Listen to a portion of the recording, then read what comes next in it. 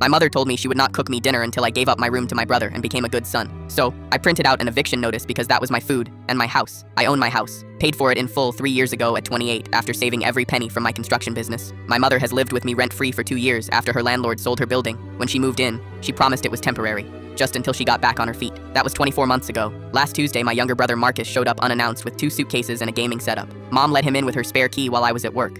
When I got home, he was sprawled on my couch eating my leftover pizza like he owned the place. "What's going on?" I asked. Mom appeared from the kitchen, wiping her hands. "Marcus needs a place to stay for a while. His roommate situation fell through. Marcus is 25, works part-time at a coffee shop, and spends most of his income on sneakers and concerts. This was his 3rd failed living situation in 2 years. Where's he staying?" I asked carefully. Mom smiled. "Well, you have that big master bedroom. Marcus can take it. You can move into the small room. It's only fair since he needs the space for his equipment." I blinked. "You want me to give up my room in my own house?" "Don't be selfish," she said sharply. "Family helps family. Marcus is going through a hard time. He can take the guest room." Mom's face hardened. "The guest room doesn't have an attached bathroom. Marcus needs his privacy. You're being unreasonable." That night, I said no, firmly. Marcus could stay in the guest room for 2 weeks maximum while he found his own place. Mom didn't speak to me for the rest of the evening. The next day, I came home to find my bedroom door open. Marcus was inside, measuring the walls for his posters. His clothes were already in my closet. "What are you doing?" I demanded. "Mom said I could have this room." He shrugged. "She said you agreed." I found Mom in the kitchen. "I specifically said no." "You're being difficult," she replied coolly. "I've already moved your things to the small room. It's done. Move them back.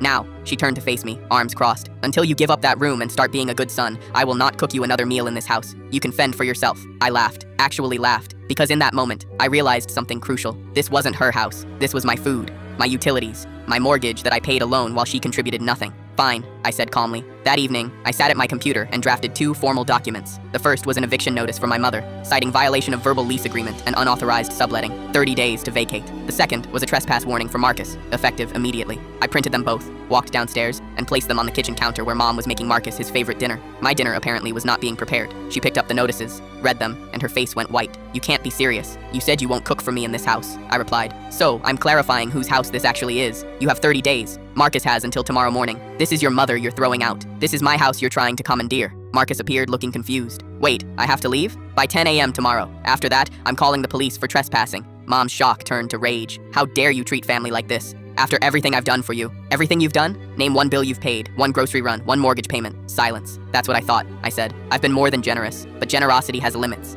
and you just found mine." She tried guilt, tears, and anger over the next hour. Marcus just packed quietly, realizing he'd walked into a situation he didn't understand. By morning, he was gone. Mom lasted 2 more weeks before my aunt took her in, but not before telling everyone I was a heartless son. Some relatives stopped speaking to me. Others quietly admitted they'd been waiting for me to set boundaries. My house is peaceful now. I cook my own dinners in my own kitchen, sleep in my own master bedroom, and pay my own bills like I always have. The difference is, now everyone knows exactly whose house it is.